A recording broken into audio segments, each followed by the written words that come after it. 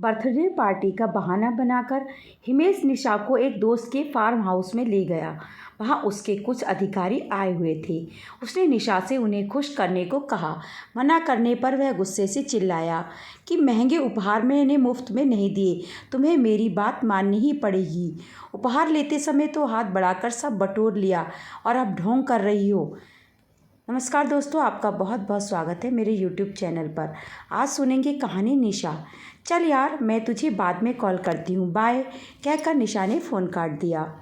देर रात गए। घर के सारे कामों से फुर्सत मिलने पर जब रोहिणी अपने कमरे में जाने लगी तभी उसे याद आया कि वह छत से सूखे हुए कपड़े लाना तो भूल ही गई है। बारिश का मौसम था, आसमान साफ था, तो उसने कपड़ों के अलावा घर भर की चादरें भी धोकर छत पर सुखाने डाल दी थी। थकान की वजह से एक बार तो मन हुआ कि सुबह ले आऊँगी, लेकिन फिर ध्यान आया कि अगर रात में कहीं बारिश हो गई तो सारी मेहनत बेकार चली जाएगी। फिर रोहिणी छत पर चली गई। वह कपड़े उठा ही रही थी कि छत के कोने से उसे किसी के बात करने की धीमी धीमी आवाज़ सुनाई दी। रोहिणी आवाज़ की दिशा में बढ़ी। दाईं ओर के कमरे के सामने वाली छत पर मुंडेर से सटकर खड़ा हुआ कोई फ़ोन पर धीमी आवाज़ में बातें कर रहा था। बीच बीच में हंसने की आवाज़ भी आ रही थी। बातें करने वाले की रोहिणी की ओर पीठ थी, इसलिए उसे रोहिणी के आने का आभास नहीं हुआ, मगर रोहिणी समझ गई कि कौन है। रोहिणी 3-4 महीनों से निशा के रंग ढंग देख रही थी। वह हर समय मोबाइल से चिपकी या तो बातें करती रहती या मैसेज भेजती रहती। कॉलेज से आकर वह कमरे में घुसकर बातें करती रहती और रात का खाना खाने के बाद जैसे ही मोबाइल की रिंग बजती वह छत पर भाग जाती और फिर घंटे भर बाद वापस आती।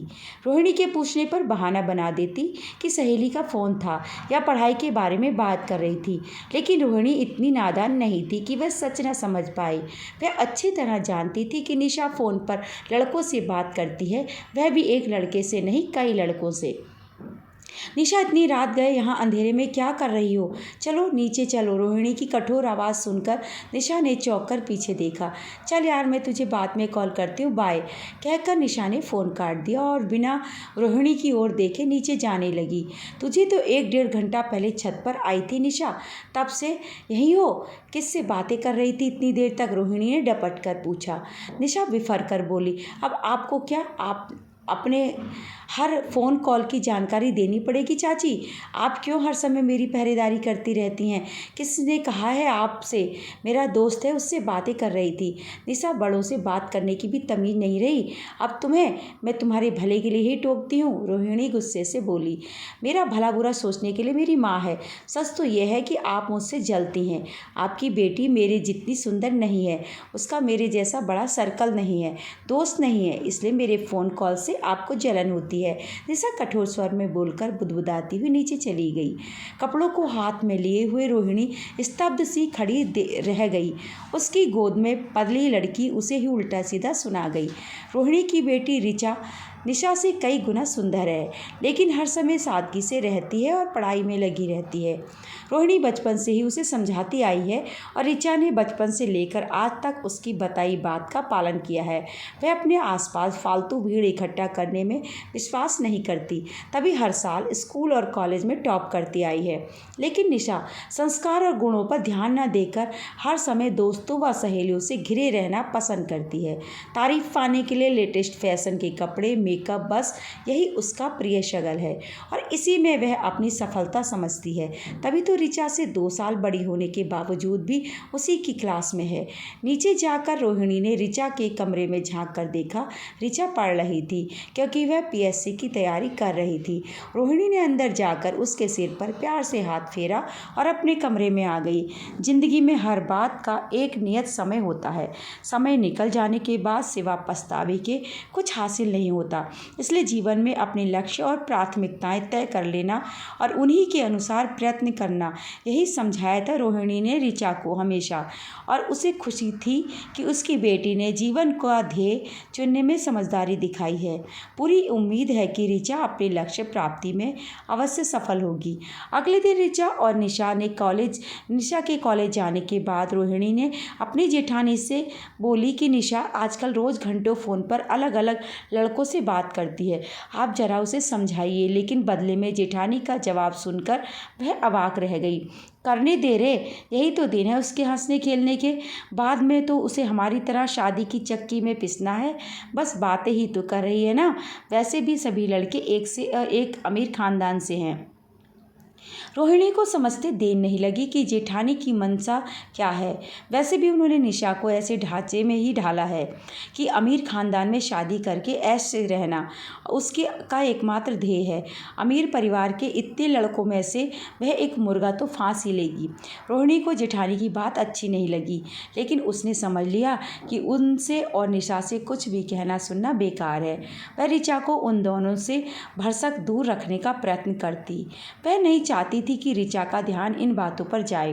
कई महीनों तक रोहिणी ऋचा की पढ़ाई को लेकर व्यस्त रही। उसने निशा को टोकना छोड़ दिया और अपना सारा ध्यान ऋचा पर केंद्रित कर लिया। आखिर बेटी के भविष्य का सवाल है।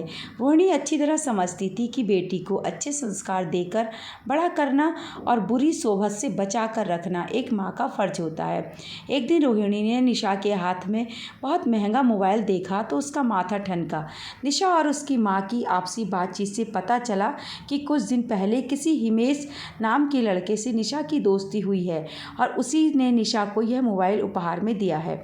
जेठानी रोहिणी की ओर कटाक्ष भर के कहने लगी कि लड़का IAS है, खानदान भी बहुत ऊंचा और अमीर है।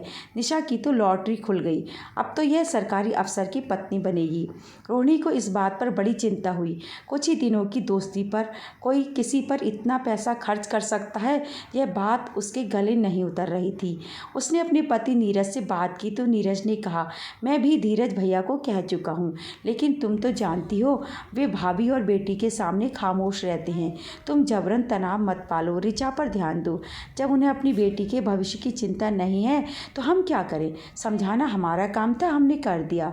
रोहिणी को नीरज की बात ठीक लगी। उसने तो निशा को भी अपनी बेटी समान ही समझा, पर अब जब माँ बेटी दोनों अपने आगे किसी को कुछ समझती ही नहीं तो वह भी क्या करे। अगले कुछ महीनों में तो निशा अक्सर हिमेश के साथ घूमने जाने लगी। कई बार रात में पार्टियां अटेंड करके देर से घर आती। उसके कपड़ों से महंगे विदेशी परफ्यूम की खुशबू आती।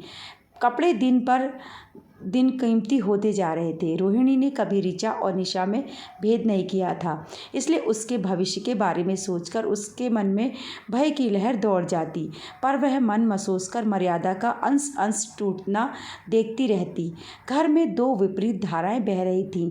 ऋचा सारे समय अपनी पढ़ाई में व्यस्त रहती और निशा सारे समय हिमेश के साथ अपने सुनहरे भविष्य के सपनों में खोई रहती। उसके पैर जमीन पर नहीं टिकते थे। उसके सुंदर दिखने के उपायों में तेजी से बढ़ोतरी हो रही थी। वह ऋचा और रोहिणी को ऐसी हे दृष्टि से देखती थी मानो हिमेश का सारा पैसा और पद उसी का हो। ऋचा के BA फाइनल और PSC प्रीलिम्स के इम्तहान हो गए, लेकिन आखिरी पेपर देकर आने के तुरंत बाद ही वह अन्य परीक्षा की तैयारियों में जुट गई। उसकी दृढ़ता और विश्वास देखकर रोहिणी और नीरज भी आश्वस्त थे कि वह PSC की परीक्षा में जरूर सफल होगी। और वह दिन भी आ गया जब रोहिणी और नीरज के चेहरे खिल गए। उनके संस्कार जीत गए। ऋचा की मेहनत सफल हो गई। वह प्रीलिम्स परीक्षा पास कर गई और साथ ही BA में पूरे विश्वविद्यालय में अव्वल रही। लेकिन इस खुशी के मौके पर घर में एक तनावपूर्ण घटना घट गई। निशा रात में हिमेश के साथ उसकी बर्थडे पार्टी में गई। घर में वह यही बात बता कर गई थी कि हिमेश ने बहुत से फ्रेंड्स को होटल में इनवाइट किया है, खाना पीना होगा और वह 11 बजे तक घर वापस आ जाएगी। लेकिन जब 12 बजे तक निशा घर नहीं आई तो घर में चिंता होने लगी।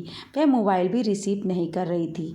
रात के 2 बजे तक उसकी सारी सहेलियों के घर पर भी फ़ोन किया जा चुका था, पर उनमें से किसी को भी हिमेश ने आमंत्रित नहीं किया था।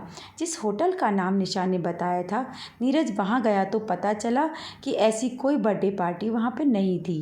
गंभीर दुर्घटना की आशंका से सबका दिल धड़कने लगा। रोहिणी जेठानी को तसल्ली दे रही थी, पर उनके चेहरे का रंग उड़ा हुआ था। वे रोहिणी से नजरें नहीं मिला पा रही थीं। सुबह 4 बजे जब वे लोग पुलिस में रिपोर्ट करने की सोच रहे थे, तभी एक गाड़ी तेजी से आकर दरवाजे पर रुकी और तेजी से चली गई। कुछ ही पलों बाद निशा अस्त व्यस्त और बुरी हालत में घर आई और फूट फूट कर रोने लगी। उसकी कहानी सुनकर धीरज और उसकी पत्नी के पैरों के नीचे से जमीन खिसक खिसक गई। रोहिणी और नीरज अफसोस से भर उठे। बर्थडे पार्टी का बहाना बनाकर हिमेश निशा को एक दोस्त के फार्म हाउस में ले गया। वहाँ उसके कुछ अधिकारी आए हुए थे। उसने निशा से उन्हें खुश करने को कहा। मना करने पर वह गुस्से से चिल्लाया कि महंगे उपहार मैंने मुफ्त में नहीं दिए, तुम्हें मेरी बात माननी ही पड़ेगी। उपहार लेते समय तो हाथ बढ़ाकर सब बटोर लिया, अब ढोंग कर रही हो। और फिर पता नहीं उसने निशा को क्या पिला दिया कि उसके हाथ पांव बेदम हो गए। और फिर कहाँ तो निशा उसकी पत्नी बनने का सपना देख रही थी और हिमेश ने उसे क्या बना दिया। हिमेश ने धमकी दी थी कि किसी को बताया तो। रोहिणी सोचने लगी, अगर मर्यादा का पहला अंश भंग करने से पहले ही निशा सचेत हो जाती तो आज अपनी मर्यादा खोकर ना आती। निशा के कानों में रोहिणी के शब्द गूंज रहे थे जो उन्होंने एक बार उससे कहे थे कि मर्यादा भंग करते जाने का साहस ही हम में एक बारगी सारी सीमाएं तोड़ डालने का दुस्साहस भर देता। वाकई एक एक कदम बिना सोचे समझे अनजानी राह पर कदम बढ़ाती वह आज एक गड्ढे में गिर गई थी। तो दोस्तों, ये थी आज की कहानी। आपको कैसी लगी कमेंट करके ज़रूर बताइएगा और इसी तरह की कहानियों के लिए मेरे चैनल को भी सब्सक्राइब कर लें। वीडियो को लाइक और शेयर भी ज़रूर करें।